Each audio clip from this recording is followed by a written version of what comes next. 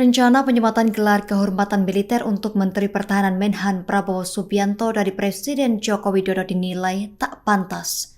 Hal tersebut disampaikan Direktur Eksekutif Imparsial Gufron Mabruri pada Selasa 27 Februari 2024. Gufron menilai rencana penyematan pangkat Jenderal Kehormatan atau HOR kepada Menhan Prabowo dianggap hanya wujud transaksi politik yang dilakukan Presiden Jokowi. Dikatakan Gufron, Prabowo tak pantas menerima gelar tersebut mengingat dugaan keterlibatannya dalam pelanggaran hak asasi manusia HAM masa lalu. Menurut Gufron, hal tersebut akan menyakiti para korban pelanggaran HAM, serta menganulir dugaan keterlibatannya dalam pelanggaran HAM berat masa lalu.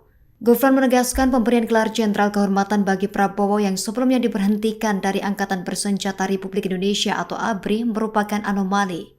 Menurut Gufron, terlebih hasil penyelidikan Komnas HAM menetapkan kasus tersebut sebagai pelanggaran HAM berat. Ia menilai pemberian gelar kehormatan kepada Prabowo menjadi berbahaya lantaran semakin melanggengkan impunitas kejahatan yang melibatkan militer.